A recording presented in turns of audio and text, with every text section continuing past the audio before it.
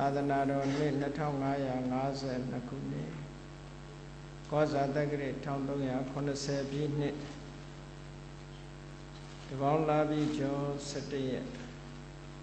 ရန်ကုန်တိုင်းစမ်းချောင်းမြို့နယ်အောင်ချမ်းသာရပ်ကွက်သီရိမင်္ဂလာလမ်းကံမြင့်ကျောင်း၌ဓမ္မယုံအတွင်ဆင်ကျင်းပပြုလုပ်အပ်သည့်ညာဥယျာဓမ္မသဘင်ခန္ဓာဝယ်ဟောကြားအပ်သောအဘိဓမ္မာမြတ်ဒေသနာအပိုင်းနှင့်ဆက်လျင်းသည့်စိတ်ဖြစ်ပုံကိုလေ့လာခြင်းအကြောင်းတရားဒေသနာတော်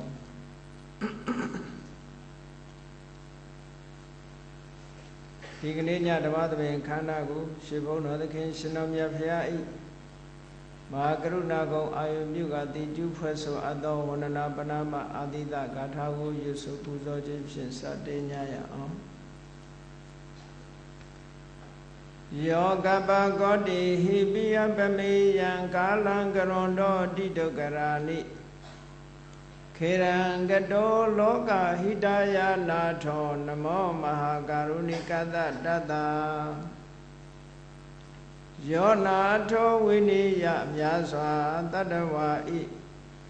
ချမ်းသာစီးပွားလိုလားတောင်းတဂုံပေါင်းခါသဖြင့်နာထမြညာခြင်းရှင်တော်မြတ်ဖရာသည်ကပ္ပကောတိဟိပိဂရေကဘာအရေးအတွက်သင်္ချာတို့ဖြင့်တော်လဲအဘယ်မေယံရည်တွေ့တိုင်းတာဖော်ပြခြင်းငါမစွမ်းနိုင်ပါသောကာလလေးအသင်ချေသိမ့်နေကဘာရှိကြသောကာလပတ်လုံးလောကဣဒယတတ္တလောကဤအကျိုးစီးပွားအလုံးငါအတိတကရဏိဥ္စာသက်ချင်လက်အင်္ဂါမေတ္တာကြီးမာသမိသာနှင့်တထာဇနိစွန်ခြင်းကြီးဟုကျက်တိထဘွယ်ငါးသွဲအစုအလွန်ခဲရင်သောမှုတော်ကို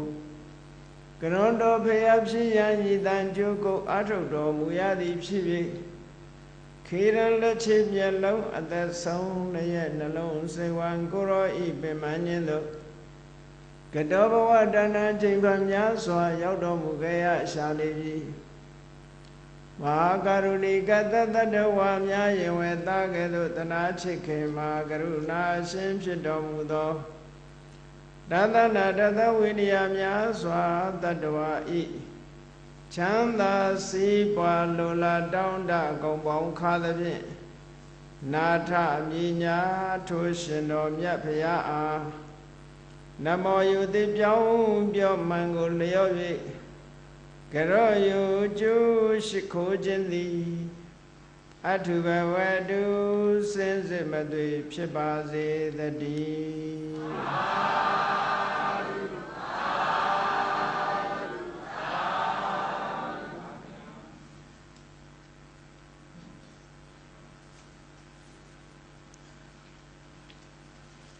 အဘိဓမ္မာမြတ်ဒေသနာကိုအပိုင်း1မှာ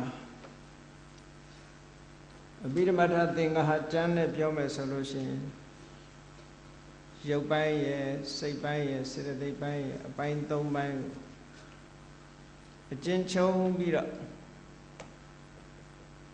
perspective view ခြုံငုံကြည့်တဲ့အမြင်နဲ့သို့မဟုတ် apply လုပ်ပြီးတော့ကြည့်တဲ့အမြင်နဲ့ဘုန်းကြီးတို့10ညတိတိဟောပြီးသားဖြစ်ပါတယ်အခုအဘိဓမ္မာမြတ်ဒေသနာအပိုင်း2မှာကျန်တဲ့အပိုင်းတွေကိုဆက်လက်ပြီးတော့ဟောမှာဖြစ်လို့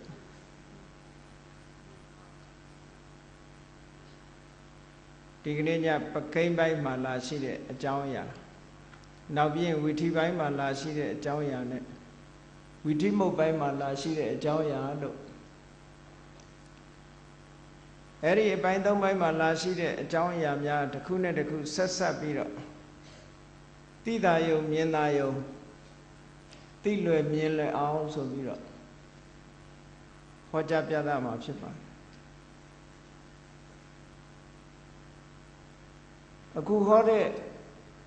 အဘိဓမ္မာမြတ်ဒေသနာဆိုတာတကယ် introduction မိတ်ဆက်သာလေးကိုဟောထားတာရှေ့မှာလေးလာစရာတွေအများကြီးရှိသေးတယ်လို့ဆိုတာတော့စိတ်ထဲနှလုံးထဲမှတ်ထားဖို့ ဘုရားမြတ်စွာဟောကြားတော်မူခဲ့တဲ့တရားဓမ္မတွေကအလွန်ကျယ်ဝန်းအထူးသဖြင့်ပြီးတော့မှကျမ်းကြီးကအလွန်ကျယ်ဝန်းအေးစိတ်အကြောင်းလေ့လာတယ်ဆိုရက်စိတ်ပိုင်းမှာစိတ်89သို့မဟုတ်အကျက်121စိတ်89အကျက်121ဘယ်လိုဖြစ်တယ်ဆိုတာလေ့လာတာအပိုင်း1ထိုစိတ်တွေမှာစိတ်ဖြစ်တိုင်းဖြစ်တိုင်းရှင်တွဲဖြစ်ပေါ်လာတဲ့စေတသိက်တွေရဲ့အမျိုးအစား52မျိုးနဲ့စိတ်နဲ့စေတသိက်ရှင်တွဲပုံကိုပြတာစေတသိက်ပိုင်းလို့ဆိုပြီးတော့တဖန်ရုပ်အကြောင်းကိုလေ့လာဟောပြောတာကရုပ်ပိုင်းလို့ဆိုပြီးသိတာမြင်တာအောင်လို့ဘုန်းကြီးတို့ရုပ်ပိုင်းကနေစပြီးတော့ဟောခဲ့တယ်မြတ်စွာဘုရားရဲ့ခန္ဓာဒေသနာတော်ကိုနမူနာယူပြီးတော့မြတ်စွာဘုရားကခန္ဓာ၅ပါးကိုဟောတဲ့အခါမှာရူပခန္ဓာအစဟောသို့သောဗိဓမထသင်္ဃာအကျမ်းကြတော့စိတ်ပိုင်းကစထားတယ်စိတ်ပိုင်းကစတာဘာကြောင့်စတော့ဆိုဓမ္မသင်္ကနီပါဠိတော်မှာစိတ်တုပ္ပါဒကန္နာကစလို့စိတ်ပိုင်းကစတာခန္ဓာ၅ပါးရှုတော့ကပြောမယ်ဆိုလို့ရှိရင်ရုပ်ပိုင်းပြီးတော့စေတသိက်ပြီးမှစိတ်ဒီလိုဟောတာအဲ့တော့ပို့ပြီးတော့သိတာမြင်တာထင်တာအောင်လို့ဆိုပြီးတော့ရုပ်အကြောင်းကိုလည်းပဲဟောပြောပြီးပြီစိတ်အကြောင်းစေတသိက်အကြောင်းဟောပြောပြီးပြီဒီကနေ့အဘိဓမ္မာမြတ်ဒေသနာအပိုင်း2မှာစိတ်ဖြစ်ပုံကိုလေ့လာသုံးသပ်ခြင်း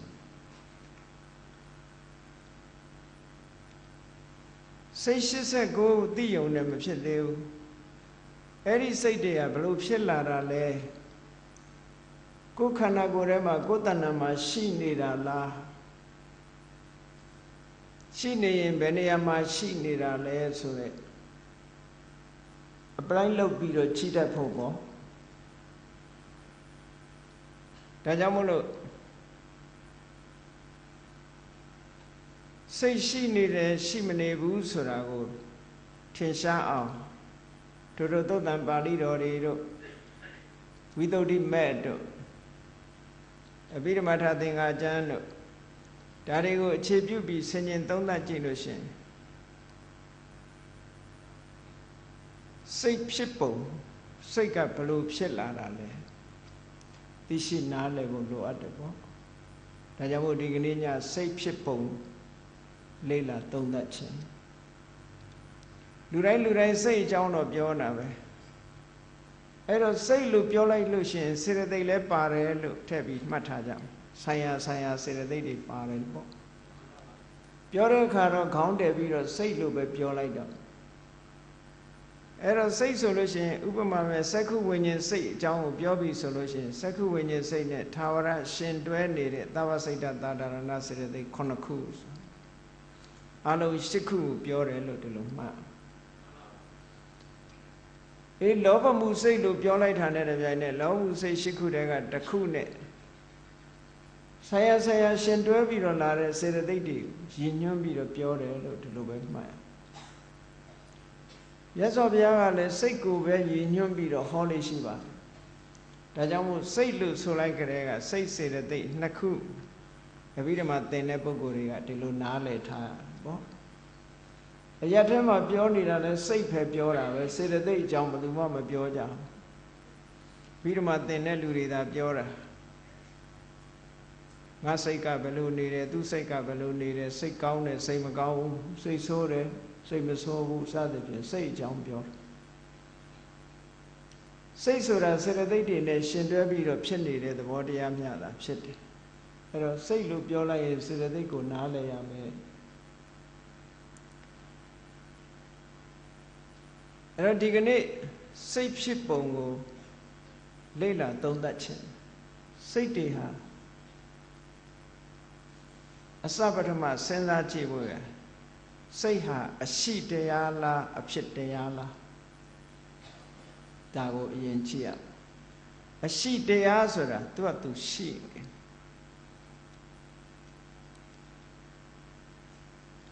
အဖြစ်တရားဆိုတာအကြောင်းတရားပေါ်လာမှဖြစ်လာအဲ့ဒါအဖြစ်တရား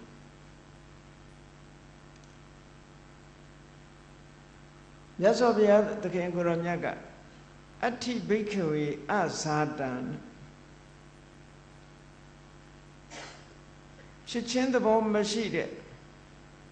အဖြစ်သဘောမရှိတဲ့တရားဟာရှိတယ်ဘာလဲလို့ဆိုနိဗ္ဗာန်နိဗ္ဗာန်ကိုဒါကြောင့်မို့အရှိတရားလို့ပြောလို့ရတယ်နိဗ္ဗာန်ကိုဘယ်အကြောင်းကထုတ်လုပ်တယ်လို့အကြောင်းတရားရှာပြီးပြောเสียမလို့ဘူးနိဗ္ဗာန်ကိုထုတ်လုပ်တဲ့အကြောင်းလို့မရှိဘူးသို့တော့နိဗ္ဗာန်ကိုရောက်စေတတ်တဲ့အကြောင်းတော့ရှိတယ်ဒါနကောင်းမှုလုပ်တယ်သီလဆောက်တည်တယ်ကမ္မထဘာဝနာပွားများအထောက်တယ်ဒါတွေကနိဗ္ဗာန်ကိုရောက်စေတတ်တဲ့အကြောင်းတရားတွေပဲသို့တော့အဲ့ဒီအကြောင်းတရားတွေကနိဗ္ဗာန်ကိုဖန်တီးတဲ့အကြောင်းတရားတွေမဟုတ်ဘူးဒါကြောင့်မို့နိဗ္ဗာန်ဒီအရှိတရားထာဝရရှိနေတယ်အရှိတရားလို့သတ်မှတ်တယ်အဲ့ဒါကြောင့်မို့လို့အဇာတအဖြစ်တရားမဟုတ်ဘူးအရှိတရားလို့ပြောတာနိဗ္ဗာန်ဘာဖြစ်လို့လဲဆိုတော့မိငိမ့်နေဆိုတာကိုပဲကြည့်ကြည့်ပေါ့ငြိမ့်အေးမှုဆိုတာဟာမိမရှိမှုကိုပြောတာမိမရှိတဲ့နေရာတိုင်းကိုငြိမ့်တယ်လို့ပြောလို့ရလားမိတောက်ပြီးတဲ့နေရာမှာအဲ့ဒီမိတောက်ကလေးငြိမ့်သွားမှအငြိမ့်လို့ပြောလို့ရတယ်သို့တော့ငြိမ့်တယ်ဆိုတာမရှိဘူးလားဆိုရှိအမြဲတမ်းရှိနေတဲ့အရာတစ်ခုငြိမ့်အေးတယ်ဆိုတဲ့သဘာဝအမြဲတမ်းရှိတယ်သူ့ကိုဗာနဲ့တတ်မှတ်ပြီးတော့ပြောရတော့ဆိုလို့ရှိရင်တစုံတစ်ခုကိုရည်ညွှန်းပြီးတော့ပြောရတယ်မိထောက်ဤငြိမ့်မှုဆိုငြိမ့်တာဟာဒီနေရာမိထောက်ငြိမ့်သွားတာကိုပြောတာ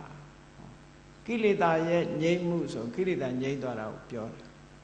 သင်္ခါရတို့ရဲ့ချုပ်ငြိမ့်မှုဆိုဟောသင်္ခါရတွေငြိမ့်သွားတာကိုပြောတယ်မရှိဘူးဆိုတာကစဉ်းစားကြည့်မရှိဘူးဆိုတာငကိုယ်တည်းမရှိတယ်ဘယ်လို့မှလည်းမရှိဘူးဆိုပါစို့ယုံမှာဂျိုးမရှိဘူးပေါ့လက်မှာအမွှေးမရှိဘူးဆို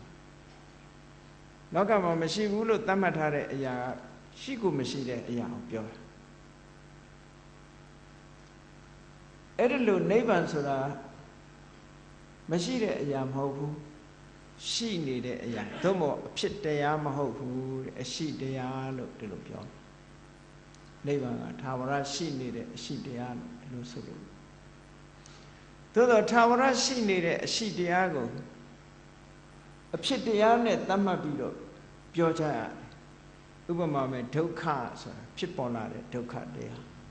ဒုက္ခတရားရဲ့ငြိမ်းအေးမှုဆိုတဲ့និရောဓဒုက္ခនិရောဓနိဗ္ဗာန်လို့ဒီလိုပြောအဖြစ်တရားနဲ့သတ်မှတ်ပြီးတော့ငြိမ်းတတ်ကိုဖော်ပြောရအနုဆိုရင်နားမလည်နိုင်ဘူးပေါ့ဒါကြောင့်မို့နိဗ္ဗာန်ဟာတိမ်မွေ့တယ်သိဖို့ခက်တယ်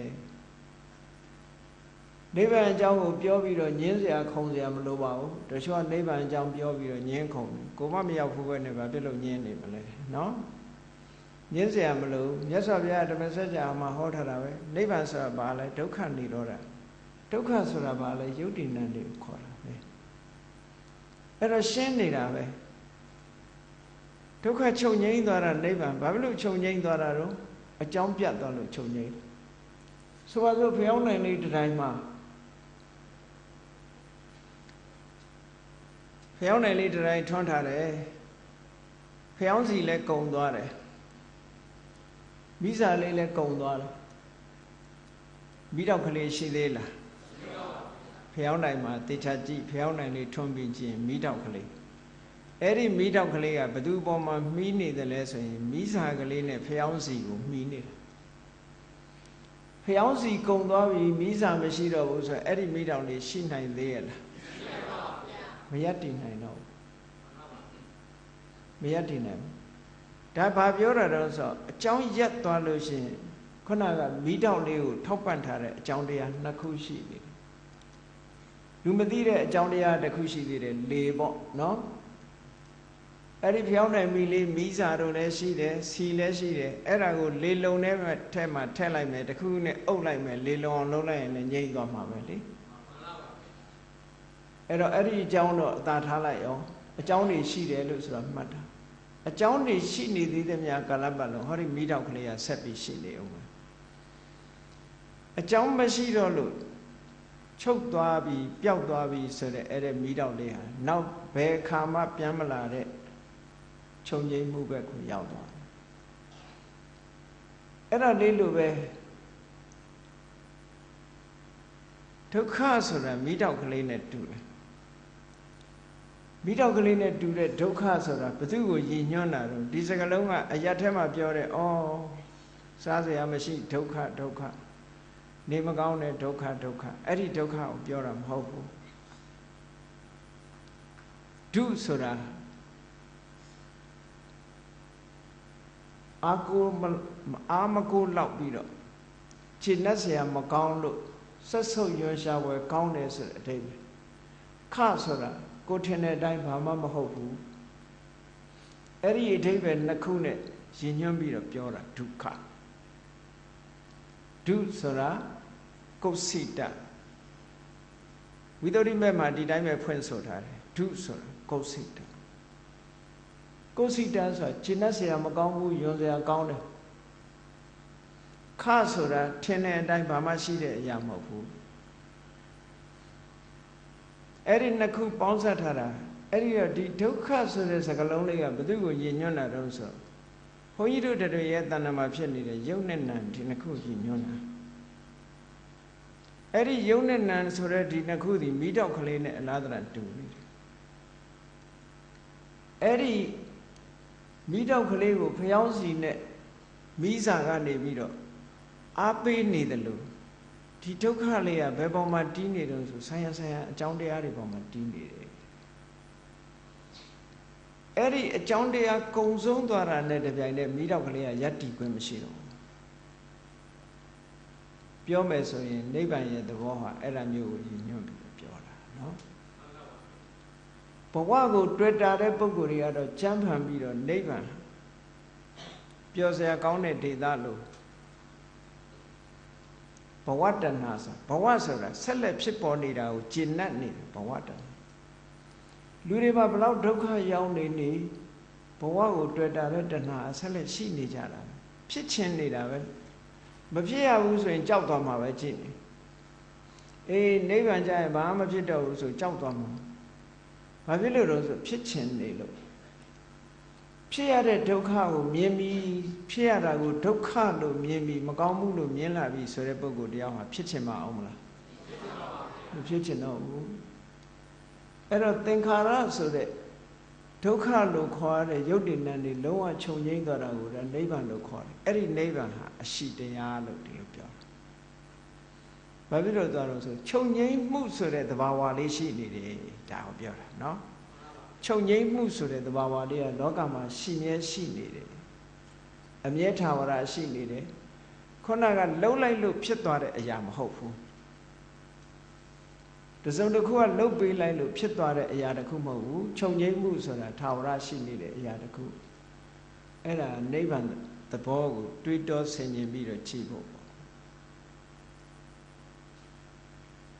ကောင်းပြီနိဗ္ဗာန်ကအရှိတရားအခုပြောတဲ့စိတ်တို့စေတသိက်တို့ရုပ်တို့လို့ဆိုတဲ့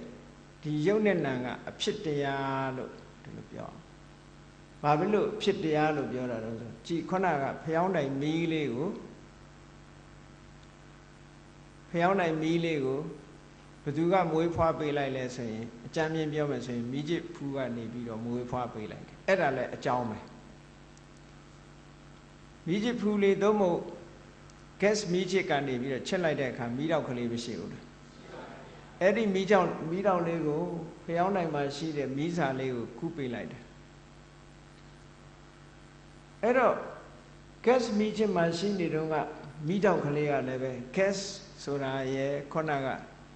ဖိပုတ်တဲ့ပူပြီးတော့ဟုတ်လားဘိန်းလုံးလေးရဲ့တန်ရဲ့အဲ့ဒီဟာဖိပုတ်မှုကြောင့်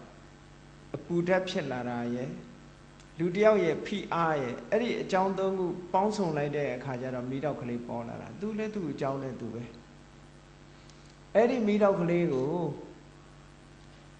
ဖျောင်းနိုင်မိစာပေါ်ကူးပြီးတော့ပေးလိုက်တဲ့အခါကျတော့ဖျောင်းနိုင်မိစာပေါ်ရောက်တဲ့မိတောက်ကလေးကိုဘယ်အကြောင်းတရားဘယ်ဟာတွေကဆက်ပြီးတော့ ထောက်ပံ့ကူညီနေတယ်လဲဆိုရင်ဖျောင်းတိုင်းမှာရှိတဲ့မိစာနဲ့ဖျောင်းစီကထပ်ပြီးကူညီနေတယ်ဟောအကြောင်းတွေကထောက်ပံ့နေတာမဟုတ်လားအဲ့ဒါလိုပဲလူရဲ့ခန္ဓာကိုယ်ယုံနာတရားကိုလည်းဆိုင်ရာဖြစ်စေတတ်တဲ့အကြောင်းရှိတယ်လို့ထောက်ပံ့ပေးတတ်တဲ့အကြောင်းရှိတယ်ဆိုလိုတာကတော့ producing cause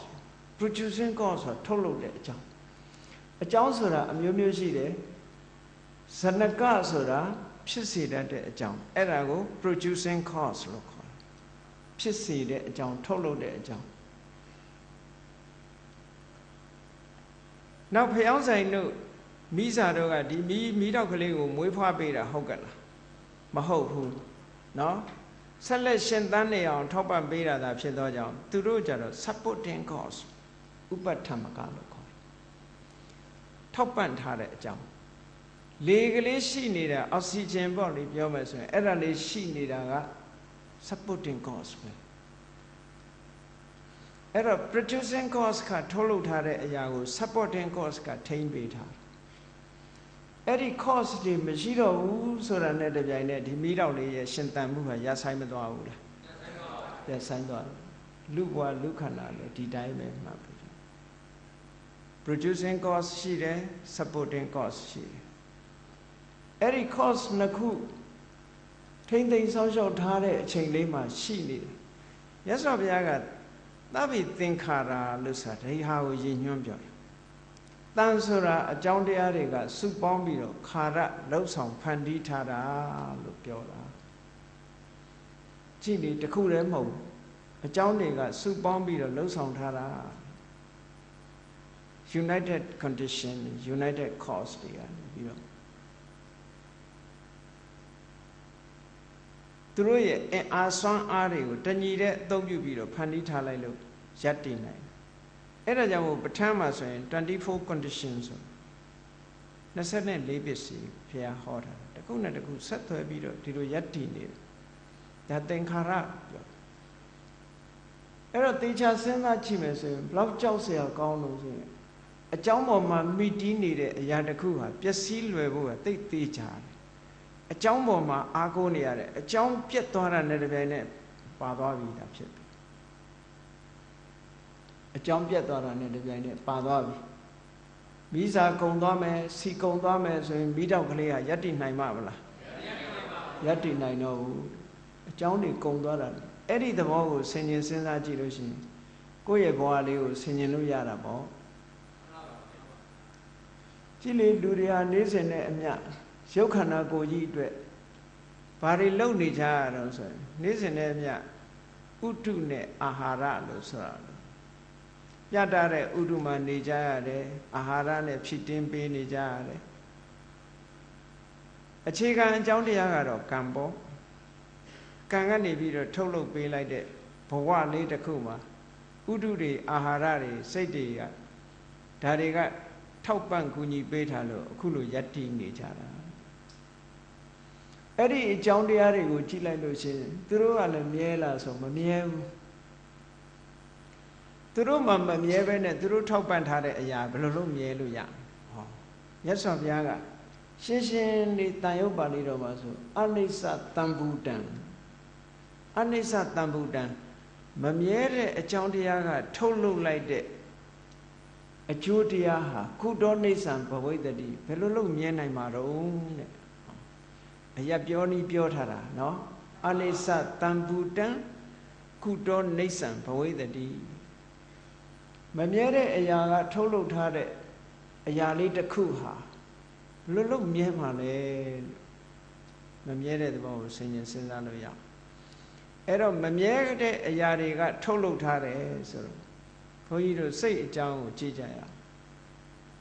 အများအားဖြင့်ထင်နေကြတယ်စိတ်ကဘယ်မှာရှိဗိုက်ထဲမှာရှိတယ်နှလုံးထဲမှာရှိတယ်အုံနောက်ထဲမှာရှိတယ်ဒီလိုပြောနေကြစိတ်ကပြတ်တာလည်းမဟုတ်တော့အိတ်နေတဲ့အချိန်မှာဘဝင်စိတ်ရှိတယ်နိုးလာတဲ့အခါမျက်စိကမြင်သိစိတ်တွေဖြစ်တယ်ဝိသိစိတ်တွေဖြစ်တယ်နားကကြားရင်ကြားသိစိတ်တွေဖြစ်တယ်ဒီလို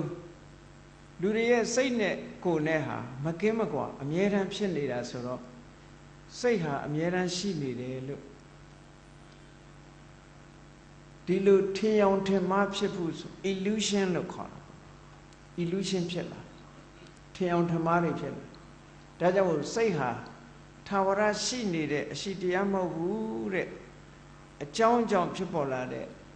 အဖြစ်တရားမျှသာဖြစ်ပါတယ်ဒါကြောင့်မို့စိတ်ကိုဇာတဖြစ်ပေါ်လာတဲ့တရားဖြစ်လာတဲ့တရားဆိုကြတဲ့ကဆိုင်ရာအကြောင်းတရားကထုတ်လုပ်လိုက်လို့ဖြစ်လာတာဖြစ်လာပြီးတော့လည်းပြန်ပြီးတော့ပျက်စီးသွားရတယ်နောက်အကြောင်းတရားတစ်ခုကထပ်ပြီးထုတ်လုပ်တယ်ထပ်ပြီးထုတ်လုပ်တယ်မပြတ်ထုတ်နေသည့်အတွက်ကြောင့်ရပ်တန့်ပြီးတော့မနေဘူးဆက်ဆက်ဖြစ်နေတယ်တစ်ခါထုတ်တစ်ခါဖြစ်တယ်နောက်တစ်ခါထုတ်နောက်တစ်ခါဖြစ်တယ်ဆိုတော့မမြဲတဲ့သဘောလည်းမထင်ရှားဘူးလားအေးစိတ်တိုင်းဟာသူ့ဆိုင်ရာအကြောင်းတွေကြောင့်ဖြစ်တာဆိုတော့ဘုန်းကြီးတို့တွေကစိတ်ရဘယ်မှာရှိတုံးလို့ဆိုအုံနောက်ထဲမှာရှိတယ်လို့ပြောလို့ရမလားမရပါဘူး condition တစ်ခုအနေနဲ့တော့ပြောလို့ရတယ်ပေါ့နှလုံးသားထဲမှာရှိတယ်လို့ရောပြောလို့ရမလားအဘိဓမ္မာသင်ထားတဲ့ပုဂ္ဂိုလ်တွေကဟရိယဝတ္ထုကိုမှီပြီးတော့ဖြစ်တယ်ဆိုဟရိယဝတ္ထုထဲမှာစိတ်ရှိနေတဲ့ရောင်စိတ်ထဲမှာဒီလိုထင်တတ်ကြအေးတချို့ကြတော့စိတ်ဟာရုပ်ရဲ့အကျိုးဆက်လို့ဒီလိုယူဆတဲ့ပုဂ္ဂိုလ်တွေလည်းရှိတယ်အနောက်တိုင်းကပုဂ္ဂိုလ်တွေစိတ်ဆိုတာအုံနောက်ကိုခေါ်တာတို့အာယုကြောတွေကိုခေါ်တာတို့မြတ်စွာဘုရားကအုံနောက်နဲ့အာယုကြောနဲ့တခြားစီနော်ဆိုပါစို့ gas မီးချစ်လေးထဲမှာခုနကအမာချင်းပုတ်လို့ရအောင်ဘိန်းကလေးပါတယ် gas ပါတယ်လူတူတယောက်ရဲ့အားဆိုင်ပြီးတော့ဖိချစ်မှုလေးပါတယ်အဲ့ဒီအကြောင်းတွေဆုံလိုက်တဲ့အခါကျတော့မှမီးတောက်ကလေးဆိုပေါ်လာအဲ့ဒါလိုပဲလူရဲ့တဏ္ဍာမှာကံတရားကဖန်တီးထားတဲ့ possibility ဆိုဖြစ်နိုင်ခြေလေးတွေတော့ရှိတာပေါ့သို့တော့တွေးကြည့်လိုက်လေမီးကြည့်ဖူးထဲမှာ gas မီးကြီးထဲမှာမီးရှိသလားလို့မေးလို့ရှင်ဘယ်လိုဖြေလို့ရမလဲဘုန်းကြီးတို့မနစ်တုန်းကမေလဂျာမနီနာကဩစတြီးယားဆိုနိုင်ငံရှိတယ်အဲ့ဒီဩစတြီးယားနိုင်ငံမှာမြို့တော်ကဘီယင်နာအဲ့ဒီဘီယင်နာတက္ကသိုလ်ရဲ့အကြီးဘီယင်နာတက္ကသိုလ်ကဗမောက္ခတယောက်ကဖိတ်ပြီး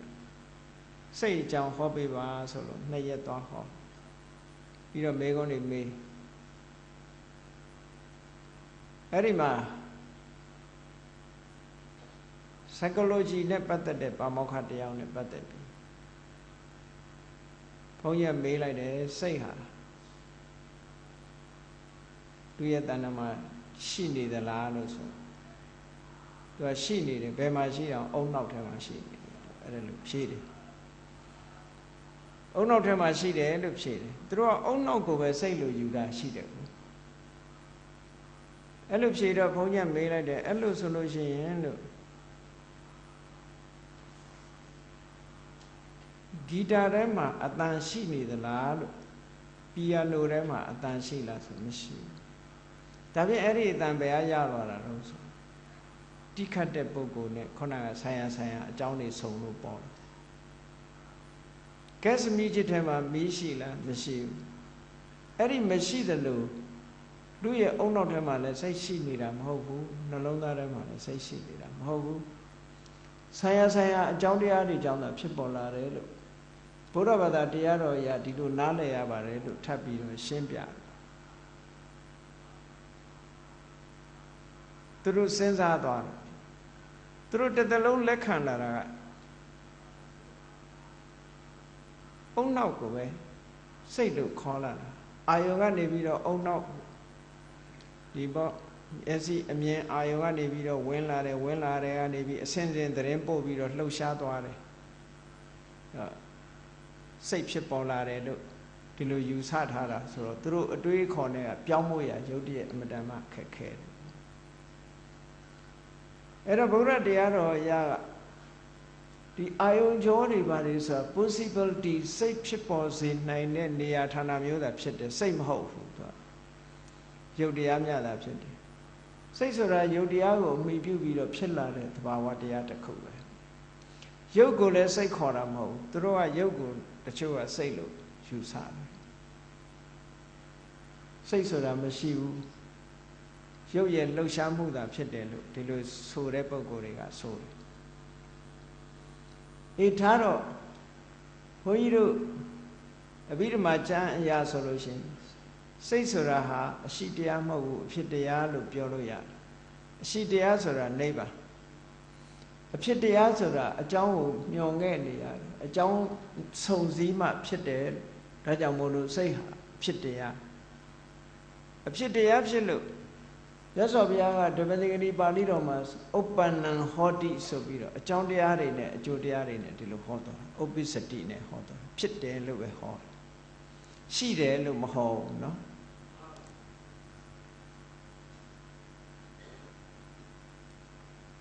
အဲ့တော့စိတ်လေးကဘလို့ဖြစ်ပေါ်လာသလဲဆိုတာကိုလေ့လာကြည့်ဖို့ရအတွက်လိုအပ်တဲ့အခြေခံအချက်ကလေးတွေကိုပထမကြည့်ရမယ်ရုပ်ကိုအမိပြုပြီးတော့စိတ်ကလေးဖြစ်လာတယ်အဲ့တော့စိတ်ကိုဖြစ်ပေါ်လာစေတတ်တဲ့နေရာတိုင်းကတော့စိတ်ကိုမဖြစ်စေနိုင်ဘူးပေါ့ဖြစ်ပေါ်စေနိုင်တဲ့ရုပ်တွေကိုကြည့်ရမယ်ဆိုလို့ရှိရင်စိတ်ဟာဘာကြောင့်ဖြစ်လာဘယ်လိုဖြစ်လာတယ်လဲဆိုရင်ဝတ္ထုနဲ့အာယုံဆုံလို့ဖြစ်တာရှင်းအောင်ပြောရမယ်ဆိုလို့ရှိရင်လက်နဲ့စီနဲ့ထိမိသွားလို့ရှိရင်အတန်လေးထွက်မလာဘူးလားစောင်းကျိုးနဲ့လက်ကလေးနဲ့ထိလိုက်လို့ရှိရင်အတန်မထွက်ဘူးလားအေးအဲ့ဒီစုံစည်းမှုသည်စုံစည်းရဆိုတာတိခတ်တာကိုပြောတယ်နော်စုံစည်းမှုသည်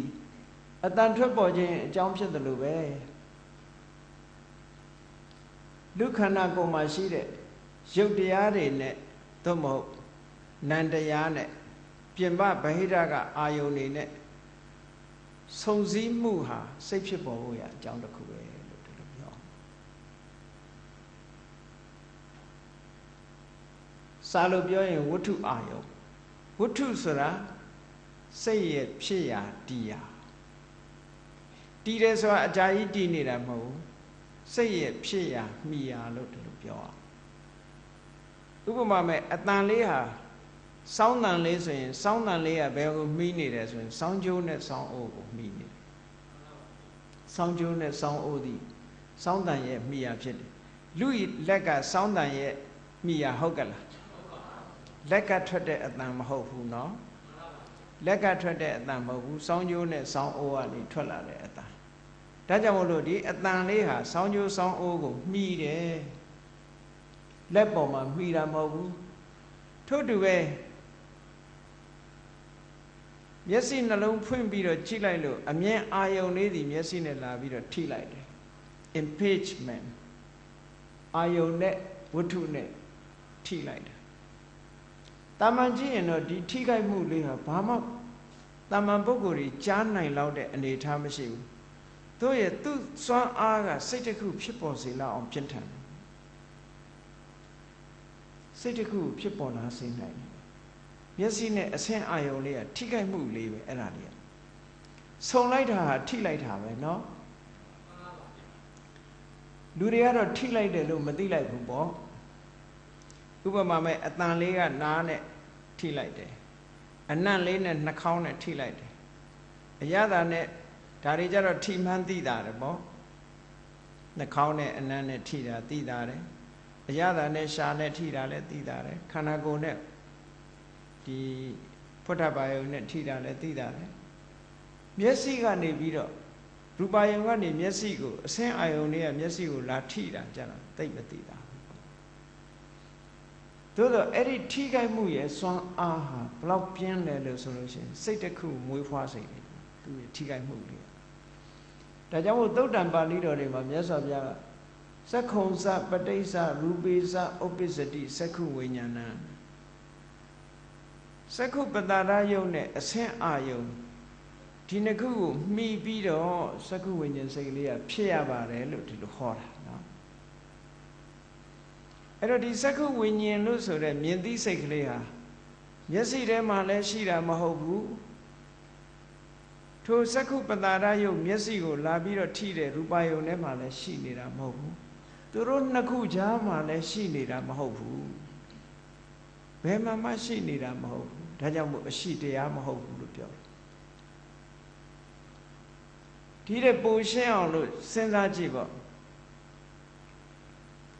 စောင်းကြိုးလေးကိုလက်နဲ့တီးခတ်လိုက်လို့စောင်းတန်ကလေးထွက်လာတယ်အဲ့ဒီစောင်းတန်လေးဟာစောင်းကြိုးထဲမှာရှိနေသလားလို့စဉ်းစားကြည့်ပေါ့ရှိနေတာဟုတ်ကဲ့လားမဟုတ်ဘူးထူးမခြားနာသချင်းနဲ့ကြိုက်အောင်တီးရင်ထူးမခြားနာသချင်းတန်ထွက်မှာပဲဒီပြင်သချင်းတီးရင်ဒီပြင်သချင်းတန်ထွက်တယ်ဟုတ်ကဲ့လားရှိနေတာမဟုတ်ဘူးအဲ့တော့စောင်းကြိုးလေးနဲ့လက်ကလေးနဲ့ထိလိုက်မှုသည်ထိုနှစ်ခုပေါင်းစုံမှုဟာအကြောင်းတစ်ခုဖြစ်လာတယ်အဲ့တော့စောင်းအိုးတဲ့စောင်းကြိုးထဲမှာလည်းပဲဒီအတန်လေးကရှိနေတာမဟုတ်ဘူးတိခတ်သူရဲ့လက်ထဲမှာလည်းပဲဒီအတန်လေးကရှိနေတာမဟုတ်ဘူးလက်နဲ့ကြိုးချားထဲမှာလည်းပဲအတန်လေးကရှိနေတာမဟုတ်ဘူးတဲ့ထင်ရှားတယ်မဟုတ်လားဘယ်မှာမှမရှိဘူးဆိုတာလေလိုက်ကြည့်ရင်ဘယ်နေရာမှမရှိဘူးဆိုတာသိကြတယ်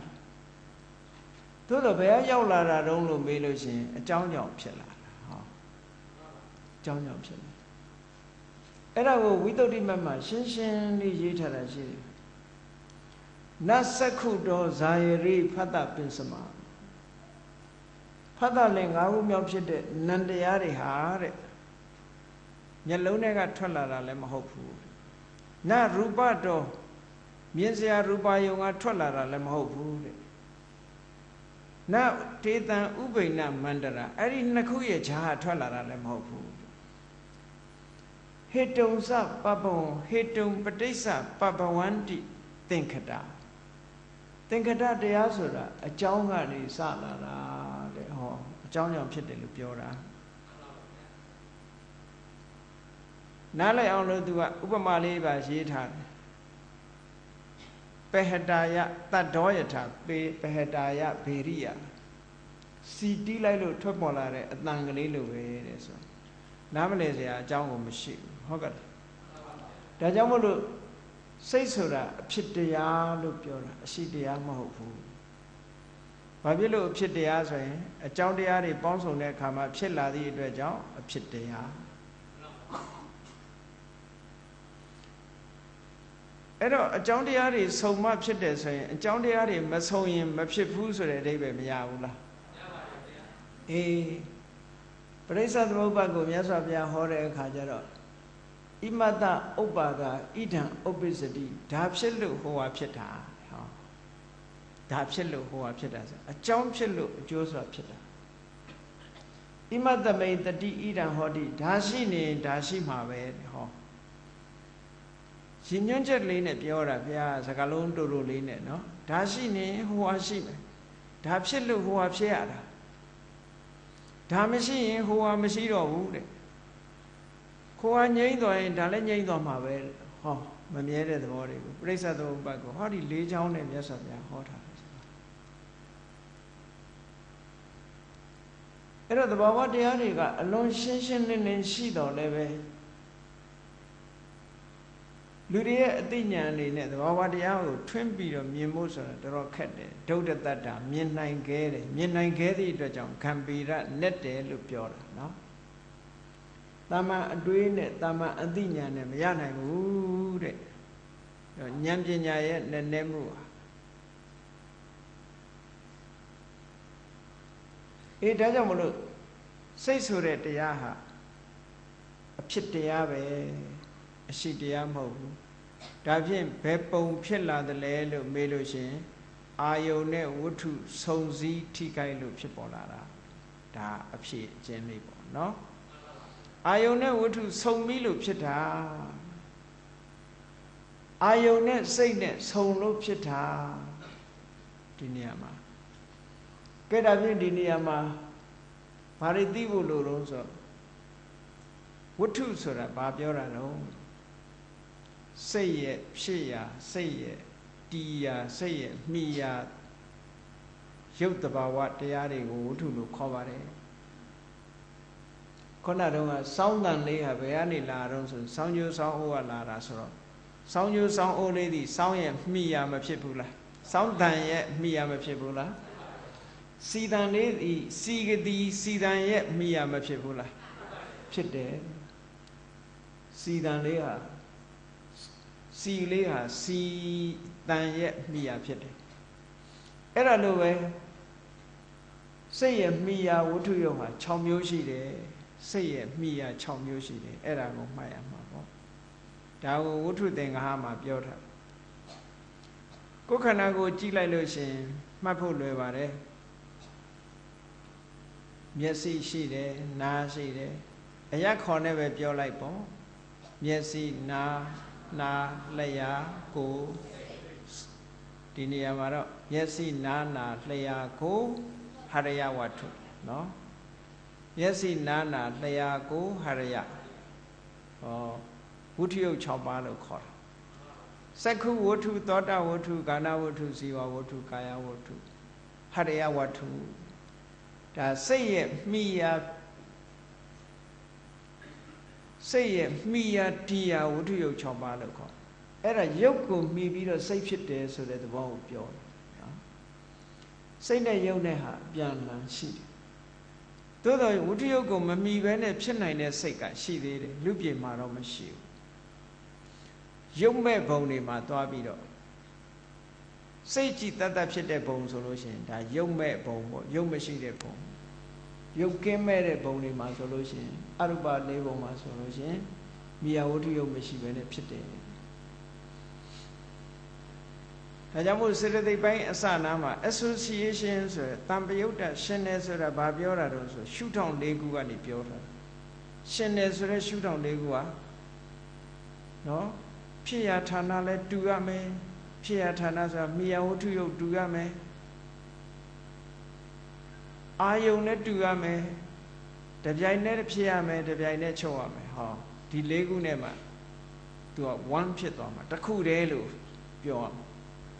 အေးတခုကတဏှာကပေါ်တယ်အာယုံကလည်းတဏှာစီသွားနေတယ်ဆိုမဟုတ်တခုတည်းလို့ပြောလို့မရဘူးတခုတည်းဆိုတာတကယ်တော့သူကတခုတည်းမဟုတ် associate ဖြစ်ထားသည့်အတွက်ကြောင့်တခုတည်းလို့ဖြစ်နေတခုတည်းလို့ဖြစ်နေအောင်စုစည်းထားတာခဏလို့ခေါ်တယ်စုစည်းထားသည့်အတွက်ကြောင့်တခုတည်းလို့ထင်နေကြတကယ်တော့တခုတည်းမဟုတ်ဘူးတဲ့ဆိုပါစို့စက္ခုဝိညာဉ်စိတ်လေးဖြစ်လို့ရှင်သာဝစိတ်တသာဒရဏစရသိက်9ခုဆိုတာအတူဖြစ်တယ်အဲ့ဒီစက္ခုဝိညာဉ်စိတ်နဲ့သာဝစိတ်တသာဒရဏစေတသိက်9ခုတို့ဟာမိယာဝတ္ထုကလည်းတူတူပဲအာယုံကလည်းတူတူပဲဖြစ်တဲ့အချိန်ပိုင်းကလည်းတူတယ်ပြတ်သွားတဲ့အချိန်ပိုင်းကလည်းတူတယ်ဆို SA1 မှာတခုတည်းလို့ဖြစ်ကွဲပြားခြားနားเสียဘာမှမရှိဘူးအကုန်လုံးလူတွေရဲ့စိတ်ထဲမှာတစ်ခုလိုပဲမြင်တော့တယ်တကယ်တော့တစ်ခုဟုတ်ကလားဆိုမဟုတ်ဘူး9ခု10ခုအားလုံးစိတ်ကလေးကတစ်ခုစေတသိက်က9ခုဆို10ခုမဟုတ်လား the unity of 8ပဲ10ခုကိုတစ်ခုလိုဖွဲ့စည်းထားတာဘာရှုတော့နဲ့ဖွဲ့စည်းထားတော့ဆိုခုနကပြောတဲ့မိယာဖြစ်ပေါ်လာတဲ့နေရာလည်းတူတူပဲမျောလင့်တဲ့ဒီပျော်မွေ့တဲ့နေရာလည်းတူတူပဲနောက်ဖြစ်လာတဲ့အချိန်ပိုင်းလေးကလည်းတူတူပဲပြတ်သွားတဲ့အချိန်ပိုင်းလေးကလည်းတူတူပဲလို့ဆိုတော့တစ်ခုကဲ့သို့ဖြစ်သွားတာအဲ့ဒါကို association တံပယုတ်တပစ္စယောဆိုတာအဲ့ဒီပုံစံနဲ့နေတာကိုပြောအဲ့တော့စိတ်အကြောင်းကိုလေ့လာတော့မယ်ဆိုလို့ရှိရင်ဝတ္ထုရုပ်6ပါးကိုသိရဝတ္ထုရုပ်ဝတ္ထုဆိုဒီမှာစိတ်ရဲ့မိယာတရားကိုဝတ္ထုလို့ခေါ်ပါတယ်စိတ်ရဲ့မိယာတရားကိုဝတ္ထုလို့ခေါ်တယ်အဲ့ဒီဝတ္ထုလို့ခေါ်တဲ့နေရာဟာခန္ဓာကိုယ်ထဲမှာရှာကြည့်လိုက်မယ်ဆိုလို့ရှိရင်စက္ခုပတာရယုတ်လို့ခေါ်တဲ့မျက်စိစက္ခုဝတ္ထုသောတာပတာရယုတ်လို့ခေါ်တဲ့သောတာဝတ္ထုကာဏပတာရယုတ်လို့ခေါ်တဲ့ကာဏဝတ္ထုဇီဝပတာရယုတ်လို့ခေါ်တဲ့ဇီဝဝတ္ထုကာယပတာရယုတ်လို့ခေါ်တဲ့ကာယဝတ္ထုနဲ့ပြီးတော့ဟရိယဝတ္ထု စိတ်ရဲ့မိယာဟရိယဝတ္ထုဉာဏ်နဲ့စိတ်တွေရဲ့မိယာဟရိယဝတ္ထုအဲ့ဒါဝတ္ထု6မျိုးအဲ့ဒီဝတ္ထု6မျိုးမှာအာယုန်တွေလာပြီးတော့ပေါ်တာစိတ်ဖြစ်ခြင်းအကြောင်းပဲအဲ့ဒါကိုပဲဘုံ6လုံးလို့သဘောထားကြည့်လိုက်ဘုံ6လုံးကိုဒုက္ခလေး6ချောင်းနဲ့တီးမယ်တီးတဲ့အခါကျတော့အတန်ကလေးတွေထွက်မလာဘူးသူ့ဘာသူဘုံလေးဒီတိုင်းပဲထားမယ်ဆိုလို့ရှိရင်အတန်ထွက်ပါမထွက်ဘူးဘုံနဲ့ဒုက္ခလေးနဲ့အဲ့ဒါထိမိပြီဆိုလို့ရှိရင်အတန်ကလေးထွက်လာမှာပြင်းပြင်းထိပြင်းပြင်းကျဲကျဲထွက်မယ်တာတာလေးထိရင်အတန်တိုးတိုးထွက်မယ်ဟောအဲ့တော့စိတ်ဆိုတာလည်းပဲဒီလိုပဲအာယုန်နဲ့ဝတ္ထုနဲ့ဆုံစည်းနေသည့်အတွက်ကြောင့်စိတ်ကလေးကဖြစ်နေတယ်ခုကြည့်လေလျှက်စမီဥပမာပဲ generator တစ်ခုမောင်းထားတယ်ဆိုလို့ရှိရင် generator လဲပတ်နေတဲ့နှုံးနေနဲ့ထိနေလို့ဒီမီးလေးကလင်းနေတာဟုတ်လားအဲ့ဒီထိမှုရပ်သွားတာနဲ့တပြိုင်နက်မီးလင်းနိုင်ပါအောင်မလားလင်းနိုင်ဘူးမီးကိုသူကထုတ်လုပ်နေတာရပ်ပစ်လိုက်တာနဲ့တပြိုင်နက်အမှောင်ဖြစ်သွားမှာ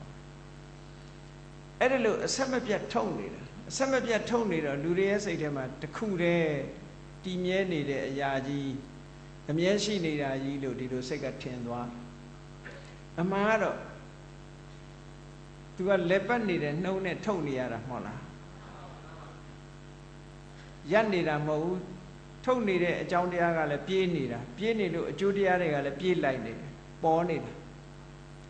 အဲ့ဒီသဘောမျိုး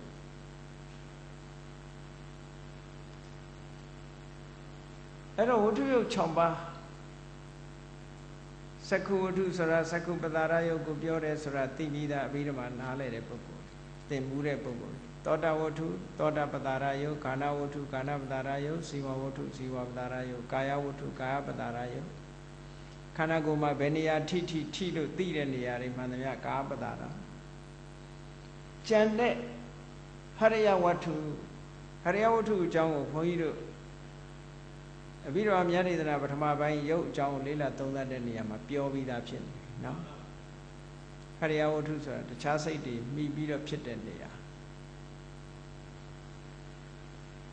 ဝမ်းသာတယ်ဝမ်းနည်းတယ်ဆိုတာနှလုံးသားမှာထင်ရှားစဉ်းစားတယ်တွေးခေါ်တယ်အုံနောက်မှာထင်ရှားအဲ့တော့အကြောင်းကျိုးအနေနဲ့တဏှာဆက်ဆက်ပြီးတော့ဖြစ်ပေါ်နေတယ်လို့မြတ်စွာဘုရားကိုယ်တိုင်ကလည်းဒီ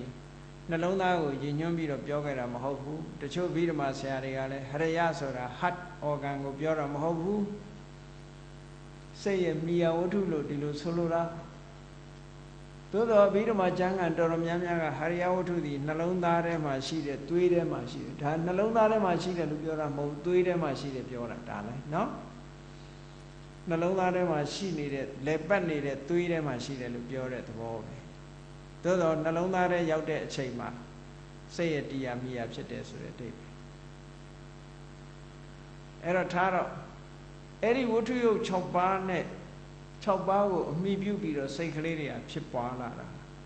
အဲ့ဒီဝတ္ထုယုတ်6ပါးကိုမှီပြီးတော့စိတ်ကလေးတွေကပေါ်လာတာစီကိုမှီပြီးတော့အတန်ပေါ်တယ်စောင်းကျိုးနဲ့စောင်းအုပ်ကိုမှီပြုပြီးတော့စောင်းတန်ပေါ်လာတယ်မိချစ်ဖူးလေးကိုမှီပြီးတော့မိတောက်ကလေးပေါ်လာတယ်အဲ့ဒီသဘောပဲသို့တော့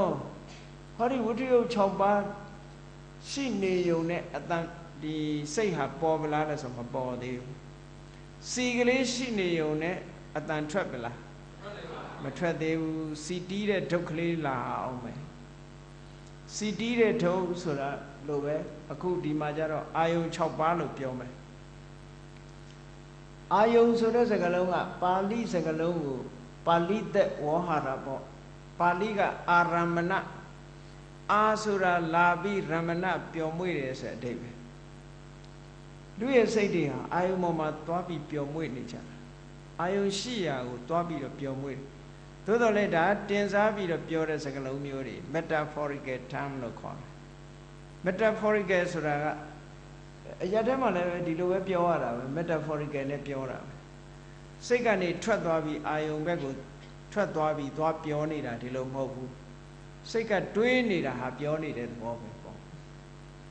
ကောင်းတဲ့အာယုံပဲဖြစ်ဖြစ်မကောင်းတဲ့အာယုံပဲဖြစ်ဖြစ်ဆိုပါစို့လူတယောက်ဟာတခုကိုမြင်ပြီးရင်စိတ်ကအဲ့ဒီမြင်ထားတဲ့အာယုံပေါ်မှာရောက်မနေဘူးလားအတန်လေးတတန်ကြားလိုက်လို့ရှိရင်ကြားတဲ့အတန်ပေါ်မှာအတွေးတွေရောက်မနေဘူးလား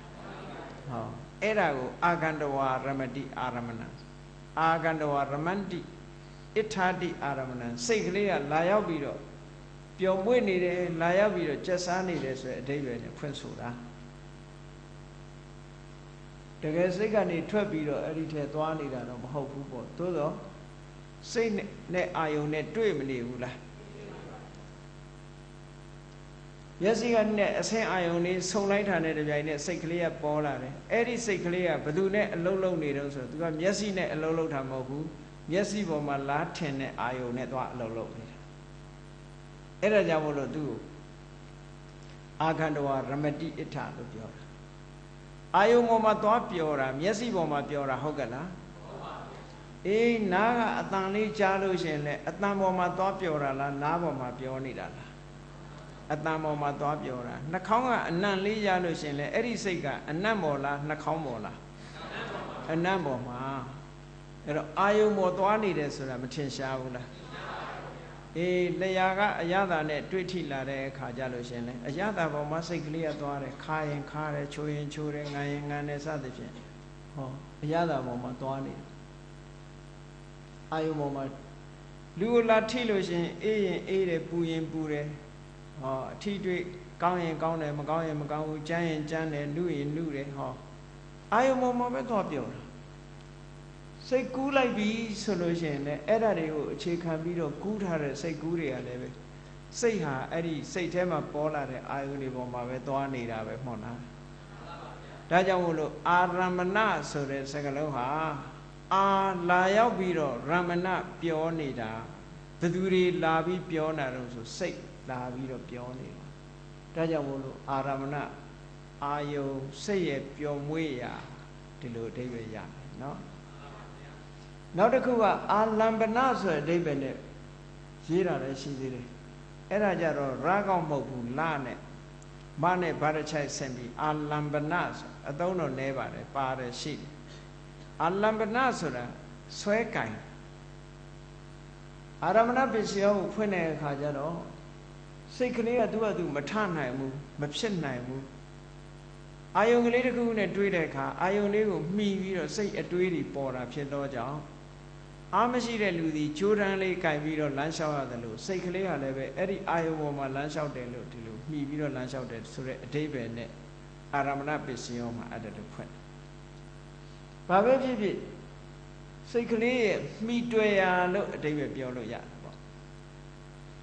အဲ့တော့ကိုယ်စိတ်လေးကိုကိုယ်ဆင်ញင်သုံးသပ်ကြည့်ပေါ့စိတ်ကလေးကပေါ်လာပြီးလို့ရှင်မျက်စိကမြင်တဲ့အဆင်းအာယုံပေါ်မှာသွားပြောနေတာလားသို့မဟုတ်အဲ့ဒီပေါ်မှာစိတ်ကလေးကမီးနေတာလားဟော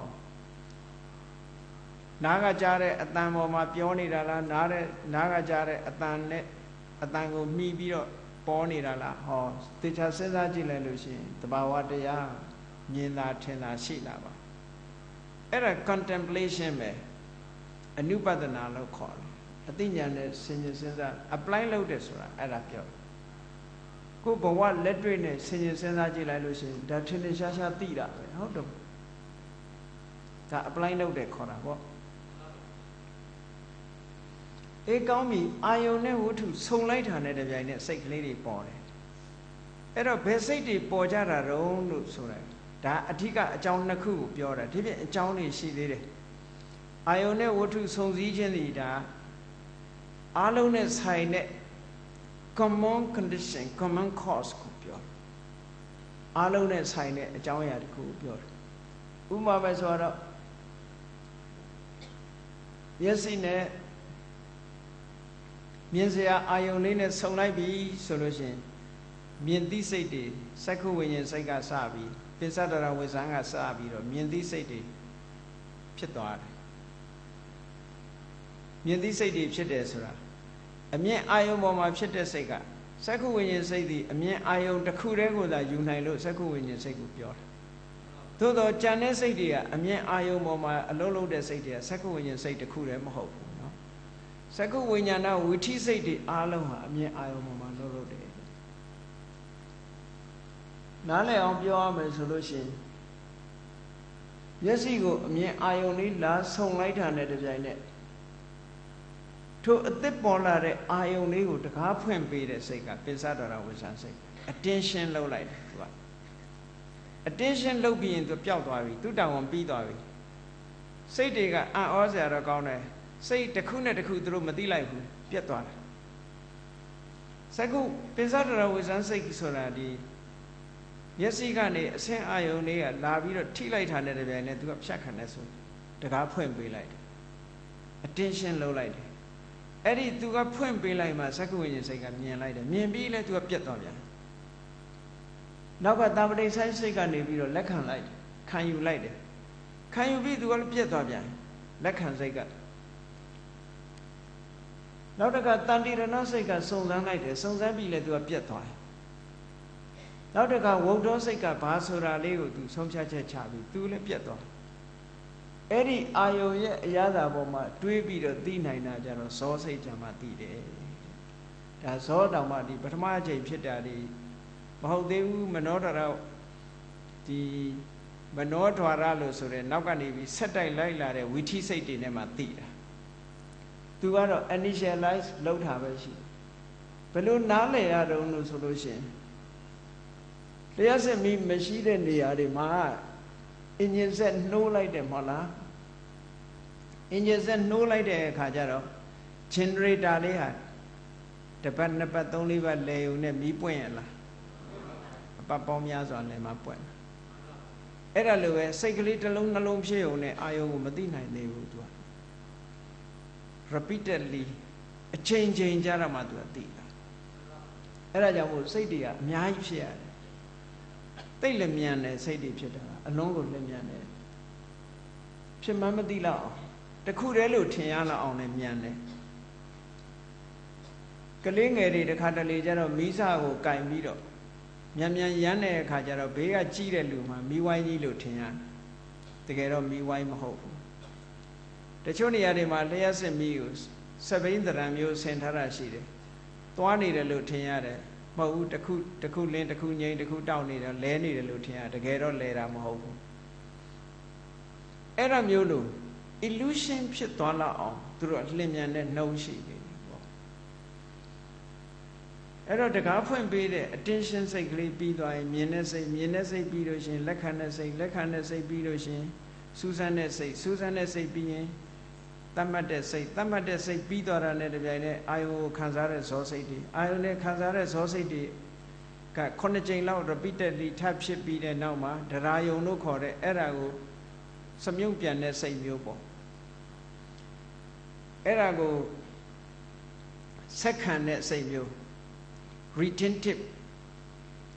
အင်္ဂလိပ်လိုတချို့ကတော့ registration လို့ပြန်တယ်တကယ်တော့ retentive ဆိုတဲ့အဓိပ္ပာယ်ကပို့ပြီးတော့နီးစပ်တယ်ပေါ့ဇောရဲ့အရှိန်နဲ့လိုက်သွားတဲ့သူကအကျိုးစိတ်ပဲအမှန်တော့သူ့ကိုဘဝင်စိတ်လို့ပဲခေါ်တယ်ပိဋ္ဌိဘဝင်ကလို့ခေါ်တယ်အဲ့ဒီလိုစိတ်တွေဖြစ်သွားလို့ရှိရင်ခုနကအာယုံလေးရဲ့တက်တန်းကုန်သွားတယ်မျက်စိနဲ့ရူပါယုံလေးလာထိတဲ့အာယုံရဲ့တက်တန်းကုန်သွားတယ်ဥပမာပဲဒီပေါ်မှာပန်းအိုးပေါ်မှာရှိတဲ့ပန်းပွင့်လေးမျက်စိနဲ့ဆုံလိုက်တဲ့ရူပါယုံလေးကသူ့ရဲ့တက်တန်းရှိတယ်ဒီမှာရှိတဲ့ဟာကိုတက်တန်းပြောတာမဟုတ်ဘူးမျက်စိနဲ့လာပြီးတော့ဆုံလိုက်တဲ့ဒီပန်းပွင့်လေးရဲ့တက်တန်းကဘယ်လောက်ကြာတော့စိတ်18ချက်ပဲကြာတယ်သူကစိတ်18ချက်နဲ့ညီမျှတဲ့တက်တန်းရှိတယ်စိတ်18ချက်ဖြည့်ပြီးလို့ရှိရင်သူ့တက်တန်းကုန်သွားတယ်ပန်းဝရမှာရှိတဲ့ပန်းကိုပြောတာမဟုတ်ဘူးနောက်ထပ်ထပ်ကြည့်ဒါနောက်ထပ်မြင်တာတခါမြင်တဲ့ဟာလေးရဲ့တက်တန်းအဲ့ဒါလောက်ပဲရှိတယ်တဏှာကြီးစိုက်ကြည့်နေလဲသူ့တက်တန်းဒီလိုပဲသွားနေမှာပဲသူ့ရဲ့တက်တန်းလေးက18ချက်ပဲခဏငယ်နဲ့ပြောမယ်ဆိုလို့ရှိရင်51ချက်ပေါ့ဖြစ်တီပြက်ဒါနဲ့ပြောမယ်ဆိုလို့ရှိရင်51ချက်အဲ့ဒီတက်တန်းလေးကုံဆုံးတာနဲ့သူကနောက်ထပ်မြင်တာနောက်ထပ်မှတ်တာနောက်ထပ်မြင်တာနောက်ထပ်မှတ်တာနဲ့သွားနေတယ်အဲ့တော့ဒါတွေကိုဒီလိုအာယုန်နဲ့ဝတ္ထုနဲ့ဆုံစည်းတာကိုအကြောင်းပြုပြီးတော့ဒီစိတ်ဆိုတာဖြစ်ပေါ်လာရတာတဲ့ တဘာဝထာဝရရှိနေတဲ့အရာမဟုတ်ထာဝရရှိနေတဲ့အရာမဟုတ်ဆိုမျက်စိမိတ်ထားရင်မြင်သိစိတ်တွေဖြစ်ခဲ့လားနားကအတန်မကြားဘဲနဲ့ကြားသိစိတ်ဖြစ်ခဲ့လားမဖြစ်ဘူးနဲ့ဆိုလို့ရှိရင်နားထဲမှာအမြဲကြားနေမှာပေါ့ရှိနေတယ်ဆိုလို့ရှိရင်ဒီသိစိတ်လေးကအမြဲတမ်းသိနေမှာပေါ့အတန်ကိုအဲ့လိုသိနေတာမှမရှိပဲဟုတ်တယ်မလားနှာခေါင်းကအနတ်မရပဲနဲ့နံသိစိတ်ဆိုတာဖြစ်ပါမဖြစ်ဘူးဩကောင်းပြီမျက်စိနဲ့ရူပါယုံနဲ့သက္ခုပတာရဆုံလိုက်လို့မြင်သိစိတ်ကလေးဖြစ်လာတယ်ဆိုတော့အဲ့ဒီမြင်သိစိတ်ကလေးကဘယ်နေရာကဖြစ်လာတာတုံးဆိုတော့မျက်လုံးကဖြစ်တာအရာပြောလို့ရှိရင်မျက်လုံးထဲကဖြစ်တယ်သက္ခုဝတ္ထုကိုမှီပြီးတော့ဖြစ်တယ်လို့ပြောတာနော်ရူပါယုံကဖြစ်တာလားဆိုတော့မဟုတ်ဘူးမြင်ရတဲ့အဆင်းအာယုံကဖြစ်တာမဟုတ်ဘူးသို့တော့အဲ့ဒီအာယုံနဲ့ဝတ္ထုဆုံလိုက်တဲ့အခါမှာမြင်သိစိတ်ကလေးပေါ်လာတယ်အဲ့ဒီမြင်သိစိတ်ဒီဘယ်နေရာကပေါ်တာတုံးဆိုဟောဒီသက္ခုဝတ္ထုကပေါ်တယ်လို့ပြောဒါကိုမှီပြီးတော့ဖြစ်ဘာကြောင့်အဲ့လိုပြောနိုင်လို့ဆိုမျက်စိကန်းနေမြင်သိစိတ်မလာတော့ဘူးပြီးပြီအမိမရှိဘဲနဲ့မဖြစ်ဘူးလို့ပြောတယ်နော်ကြားသိစိတ်လေးကလည်းပဲသောတပတာရကိုမှီပြီးတော့ဖြစ်တယ်နံသိစိတ်ကလည်းခန္ဓာပတာရကိုမှီပြီးတော့ဖြစ်တယ်လယတိစိတ်ကလည်းဇီဝပတာရကိုမှီပြီးတော့ဖြစ်တယ်ထိတိစိတ်ကလည်းကာယပတာရကိုမှီပြီးတော့ဖြစ်တယ်ဟောဒီဟာတွေကမှီပြီးတော့ဖြစ်ရတယ်ကျန်တဲ့စိတ်တွေကြတော့ဘာကိုမှီဖြစ်တယ်ဆိုဟရိယဝတ္ထုဟရိယကိုမှီဖြစ်တယ်ဘာလို့လို့ဆိုသူတို့ကမျက်စိမြင်တာနဲ့လည်းမဆိုင်ဘူးနားနဲ့ကြားတာနဲ့လည်းမဆိုင်ဘူးဆက်ပြီးတော့တွေးတဲ့အတွေးတွေဟုတ်ကဲ့ဟောဒီမြင်သိစိတ်ဖြစ်နိုင်တာကမျက်စိကပဲဖြစ်နိုင်တယ်ဒါမို့သက္ခုဝိညာဉ်စိတ်ဒီသက္ခုဝတ္ထုကိုမှီလို့ဒီလိုအဘိဓမ္မာသင်တဲ့လူတွေကသင်ရတာ apply လုပ်တဲ့အခါကျတော့ဒီလို apply လုပ်ချင်ဘုဒ္ဓယုတ်6ပါးမှာသက္ခုဝိညာဉ်စိတ်ဒီသက္ခုဝတ္ထုကိုမှီတယ်ခန္ဓာဝိညာဉ်စိတ်ဒီခန္ဓာဝတ္ထုကိုမှီတယ်သောတာဝိညာဉ်စိတ်ဒီသောတာဝတ္ထုကိုမှီတယ်ခန္ဓာဝိညာဉ်စိတ်ဒီခန္ဓာဝတ္ထုကိုမှီတယ်ဇီဝဝိညာဉ်စိတ်ဒီဇီဝဝတ္ထုကိုမှီတယ်ကာယဝိညာဉ်စိတ်ဒီကာယဝတ္ထုကိုမှီတယ်လို့ဒီလိုပြောတာမှီပြီးတော့ဖြစ်တယ်ဉာဏ်နဲ့စိတ်တွေကြတော့ဟရိယဝတ္ထုကိုမှီတယ်လို့ဒီလိုပြောတာ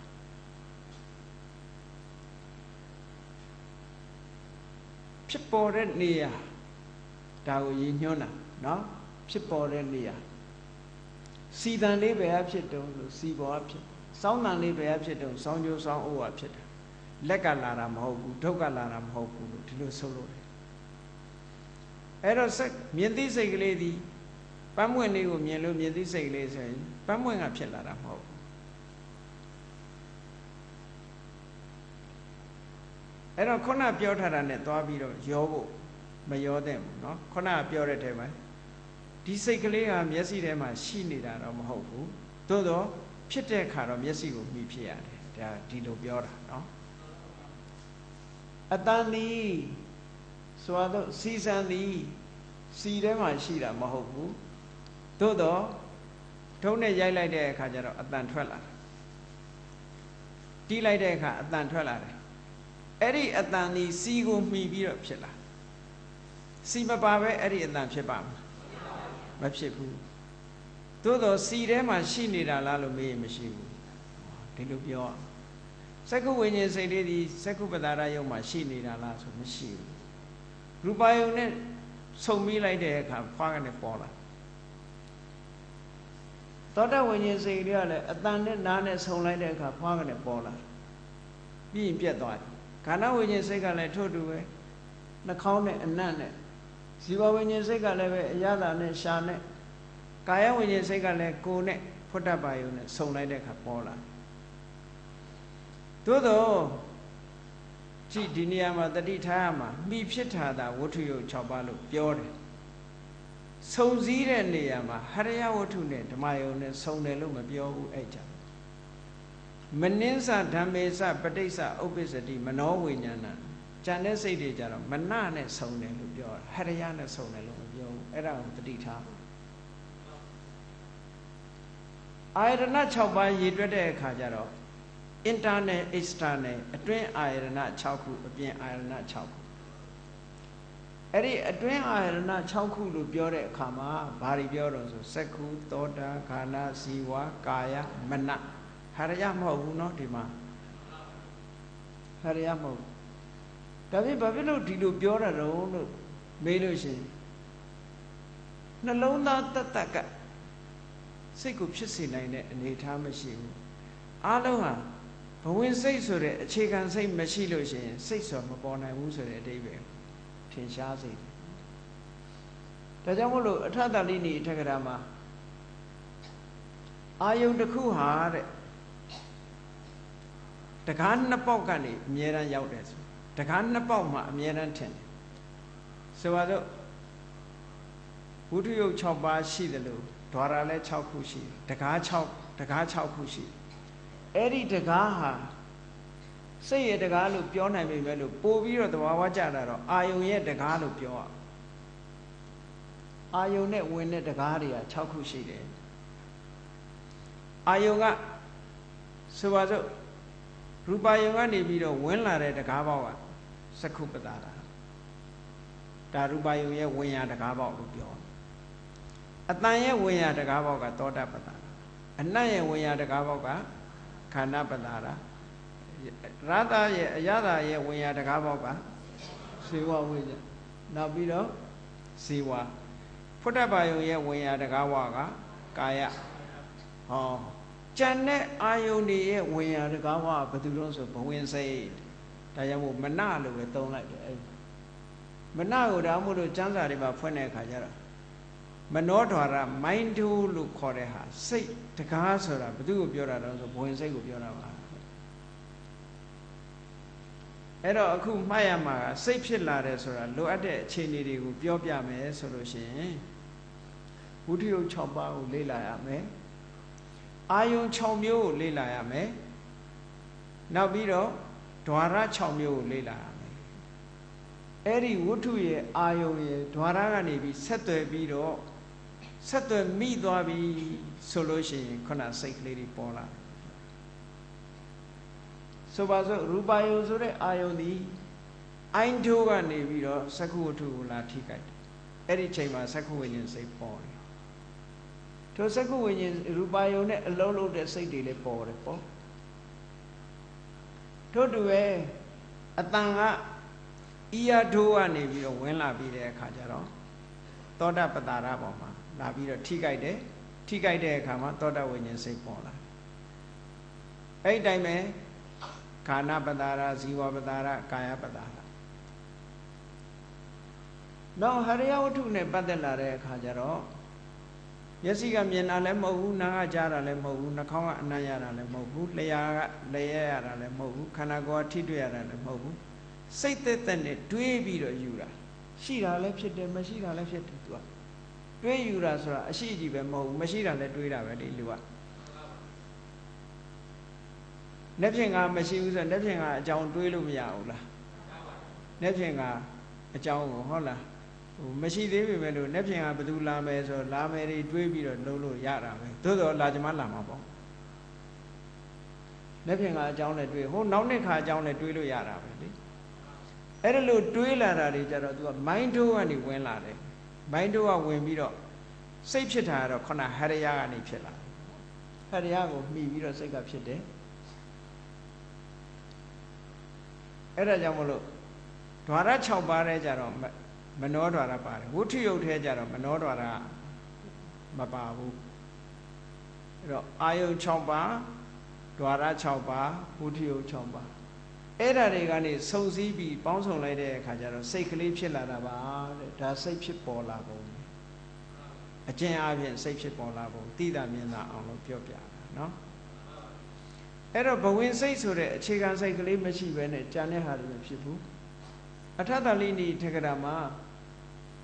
အာယုန်တိုင်းအာယုန်တွေဟာတဲ့ဆိုပါစို့မျက်စိကမြင်ရတဲ့အဆင်းအာယုန်ဒီတကားနှစ်ခုတပြိုင်တည်းလာနှစ်ခုတခါတည်းထိတယ်လို့ပြောတယ်နှစ်ခုဆိုတာအိုင်းတိုးကိုလည်းရောက်လာတယ်မိုင်းတိုးကိုလည်းရောက်လာတယ်ဒါကြောင့်မို့လို့ဘဝင်ဆိုတာလှုပ်တယ်ဆိုတာအဲ့ဒါကြောင့်ပြောတယ်အာယုန်တစ်ခုဟာအဲ့ဓာရနှစ်ခုကနေဝင်လာ ဝင်ပေါက်မရှိဘဲနဲ့ဘယ်လိုလုပ်မှဝင်လို့မရဘူးဟုတ်ကဲ့ဝင်ပေါက်ဆိုတာရှိရတယ်ဒုက္ခနာကိုယ်မှာလည်းပဲထိုးတူပဲအာယုံရဲ့ဝင်ပေါက်တွေနဲ့ဝင်လာတဲ့အခါကျတော့အာယုံဝင်လာသည့်အတွက်ကြောင့်အတွင်းအပြင်ဘက်နဲ့အတွင်းနဲ့ဆက်သွယ်ရဆိုတော့အိမ်ပြင်ကလူကအိမ်ထဲရောက်ချင်လို့ရှိရင်တကားကိုအသုံးမပြုရဘူးလားပြုရတယ်တကားပေါက်ကပဲဝင်ရမယ်အဲ့ဒါလိုပဲအာယုံဆိုတဲ့အိမ်ပြင်ကအရာကအိမ်ထဲကိုလာခြင်းတယ်ဆိုလို့ရှိရင်ဒီတကားကပဲဝင်ရမှာပဲသူအဲ့တော့မျက်စိကမြင်လိုက်တဲ့အဆင်းအာယုံလေးတစ်ခုသည်အိုင်းတို့မှလည်းပေါ်လာတယ်မိုင်းတို့မှလည်းတော့ပေါ်မျက်စိထဲလည်းထိရမယ်ဒီဘဝင်စိတ်တရားကိုလည်းသွားထိရမယ်အဲ့ဒီနှစ်ခုရှိမှဒါကြောင့်မို့လို့တပြိုင်နဲ့ဖြစ်လာပြီးတော့ဘဝင်စိတ်ဟာပြတ်သွားတာဆိုတာအဲ့ဒါကြောင့်ပြတ်တယ်ဘုန်းကြီးတို့မနစ်တုန်းကမလေးရှားသွားပြီးတော့ဗိဓမာသင်္นานပို့ချတယ်အဲ့ဒီဗိဓမာသင်္นานပို့ချတော့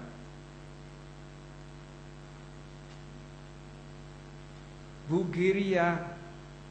ဘုန်းကြီးတစ်ပါးပါထူးထူးဆန်းဆန်းပေါ့ဘူဂေရီးယားဆိုကြားဖို့ရလိမ့်မယ်ရူမေးနီးယားတို့ဘူဂေရီးယားတို့အရင်တော့ကွန်မြူနစ်နိုင်ငံတွေပါသူစကားတော့နားထောင်အတန်ကလားလာနဲ့တူဘူဂေရီးယားသူကဘာပြတော့ဆိုလို့ရှိရင်ခိသိပ္ပန္နိယ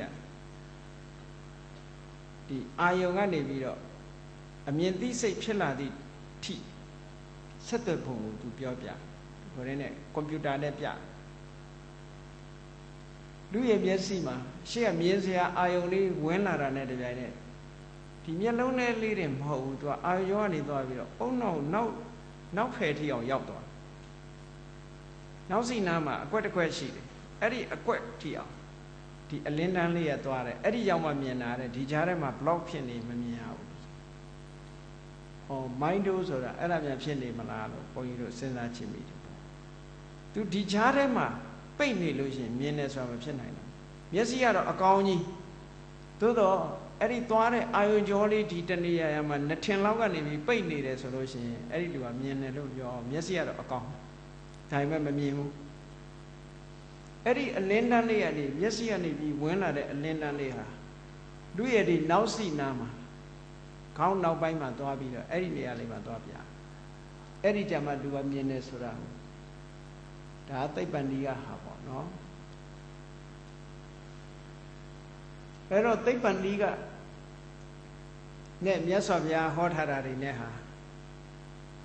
အမတန်မှတချို့ဟာသူတို့ကရုပ်ကိုတော့ရှာလို့တွေ့နိုင်တယ်ပေါ့နန္တရားကိုတော့မြတ်စွာဘုရားလို့ဘယ်လိုလုပ်ရှာလို့တွေ့မလဲရုပ်တောင်မှသူတို့တွေ့ရင်အတုံးခဲပဲတွေ့မယ်အသေးစိတ်ကိုတွေ့ဖို့မလွယ်ဘူးပေါ့မြတ်စွာဘုရားကျတော့ analyze လုပ်တဲ့နေရာမှာအကျဉ်းကြံမရှိအောင် analyze လုပ်နိုင်တယ်ပေါ့အဲ့ဒီလိုစွမ်းရည်တတ္တိခြင်းတော့မတူဘူးပေါ့နော်နံဆိုတာကျတော့သူတို့ psychology ဆိုတာတကယ် psychology မှမဟုတ်တာဘုန်းကြီးတို့စီလာပြီးတော့မသိတာလေးတွေမေးနေတယ်အခုရန်ကုန်မှာနေတဲ့ပြင်သစ် Mr. Florence ဆိုတာသူကတခါတော့ရှောက်တယ်ဘုရားရှင်ကို philosophy psychology လို့ဗိဓမာကို psychology လို့ပြန်တာသူကသဘောမကျဘာ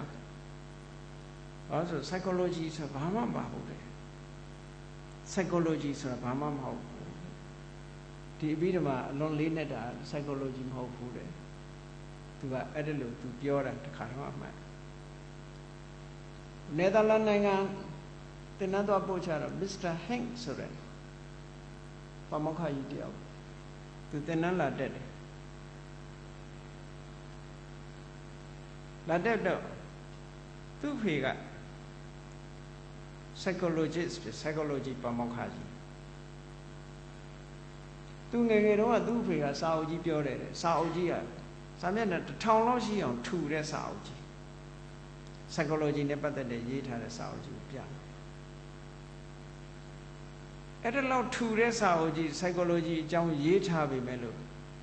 အိတ်သားဆိုတဲ့ jealousy အကြောင်းမပါဘူးတဲ့သူပြောပြတယ် အိတ်တာဆိုတဲ့တရားအကြောင်းကိုမတွေ့ဘူးတဲ့ jealousy ဆိုတာကိုမတွေ့ဘူးတဲ့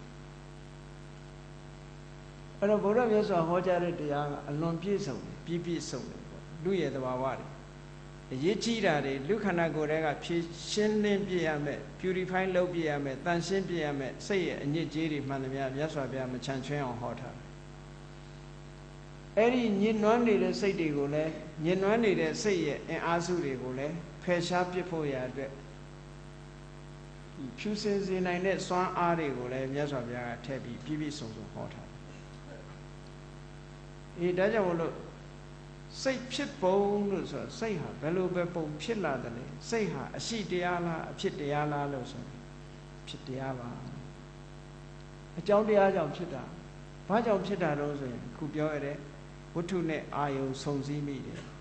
ဝတ္ထုနဲ့အာယုံကဘယ်လိုလုပ်ဆုံမိဆိုရင်ဒိုးကနေဝင်လာတယ်ပေါ့တကားက6ပေါက်ကနေဝင်လာပြီးတော့ဆိုင်ရာတကားတွေကနေဝင်လာပြီးတော့ဆုံစည်းမိလို့စိတ်လေးတွေကဖြစ်ပေါ်လာတာဆိုတာဘုန်းကြီးတို့ဒီကနေ့အကြံဉာဏ်အပြင်ဟောပြောပြတာဖြစ်ပါတယ်အဲ့ဒီမှာအသေးစိတ်သိဖို့ရာကြတော့ဆိုင်ရာပြီးတော့မှကျမ်းတွေကိုလေ့လာဖို့လိုအပ်သေးတယ်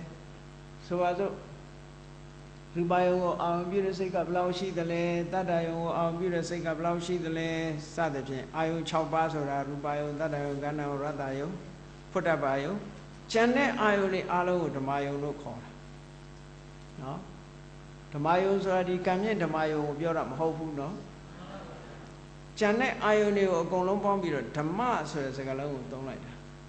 ဓမ္မဆိုတဲ့စကားလုံးကိုဘာလို့သုံးလို့ဆိုရင်တတ္တဝါမဟုတ်ဘူးဟေးဆိုတဲ့အဓိပ္ပာယ်ကိုပြောတယ်လူတွေထင်နေတဲ့ဇီဝဆိုတာမဟုတ်ဘူးတတ္တဆိုတာမဟုတ်ဘူးတကယ် nature the law of nature လို့ဆိုလို့တယ်ဓမ္မဆိုတဲ့စကားလုံးကိုသုံးတာအဲ့ဒီအဓိပ္ပာယ်နဲ့သုံးတာမြတ်စွာဘုရားကလောကမှာရှိတဲ့တတ္တဝါတွေဟာကိုယ်တတ္တတင်ညာမပြောက်ဘူးတဲ့ illusion ဖြစ်နေကြတယ်တကယ်တတ္တဝါလို့ထင်နေကြတယ်အဲ့ဒါတွေပျောက်စေရန်အတွက်မြတ်စွာဘုရားကဓာတုဆိုတဲ့စကားလုံးနဲ့သုံးတယ်ဓမ္မဆိုတဲ့စကားလုံးကိုလည်းသုံးတယ်ဓာတုဆိုတာတကယ်ကိုသူ့သဘာဝတိုင်းသူဆောင်တဲ့ဟာထင်နေတဲ့တတ္တဝါဆိုတာမဟုတ်ဘူးအသက်ဆိုတာမဟုတ်ဘူးခိုင်မြဲတဲ့အရာဆိုတာမရှိဘူးလို့ဆိုတာကိုထင်ရှားပေါ်လွင်စေလို့သုံးတယ်ခုနဓမ္မယုံလို့ပြောလိုက်တဲ့အာယုန်တွေကလည်းပဲသဘာဝအာယုန်တွေအားလုံးစိတ်နဲ့သိလို့ရတဲ့အာယုန်တွေအားလုံးရှိတာရောမရှိတာရောအကုန်လုံးဓမ္မယုံလို့ခေါ်တာမျက်စိနဲ့မြင်ရတာကရူပယုံနားနဲ့ကြားရတာကတတ္တယုံနှာခေါင်းနဲ့နံလို့ရတာကခန္ဓာယုံလျှာနဲ့ရက်လို့သိရတာကရတ္တယုံခန္ဓာကိုယ်နဲ့ထိပြီးသိရတာကဖုတ္တပယုံဉာဏ်နဲ့အာယုန်တွေမှန်သမျှစိတ်နဲ့ဒီခုနကအခုပြောခဲ့တဲ့မျက်စိနာနာလျှာကိုယ်ဆိုတာတွေနဲ့ဆက်သွယ်မှုမပြုဘဲနဲ့သိရတယ်ဟာဟောအဲ့ဒါတွေအားလုံးကိုဓမ္မအာယုံလို့ဒီလိုခေါ်လိုက်တာဒါအာယုံ6ပါးအဲ့တော့ဝတ္ထုယုံ6ပါးအာယုံ6ပါးဓဝရ6ပါးအဲ့ဒါတွေဟာစိတ်ဖြစ်တာဒီဟာတွေအကြောင်းမို့လို့စိတ်ဖြစ်တယ်လို့ဆိုတာအကြောင်းတရားကိုမြည်ပြီးတော့ဖြစ်တယ်ဆိုတာကိုအချင်းချင်း perspective view အနေနဲ့ဘုန်းကြီးတို့ဟောကြားတာဖြစ်ပါတယ်ဒါကြောင့်မို့တရားချက်ခင်သူတော်စင်ပြိဿတ်တို့သည်စိတ်ဆိုတဲ့သဘာဝတရားဟာအဖြစ်တရားများတာဖြစ်တယ်ဆရာအကြောင်းကြောင့်ဖြစ်ပေါ်လာတဲ့စိတ်တွေဆရာအကြောင်းတရားတွေကလည်းမမြဲတဲ့အကြောင်းတရားတွေဖြစ်လို့ဖြစ်ပေါ်လာတဲ့စိတ်ကလေးကလည်းမမြဲဘူးလို့ဆိုတဲ့ဓမ္မအသိဉာဏ်ကိုကိုယ်စီကိုယ်ငါရရှိအောင်ကြိုးစားနိုင်ကြပါစေကုန်သတည်း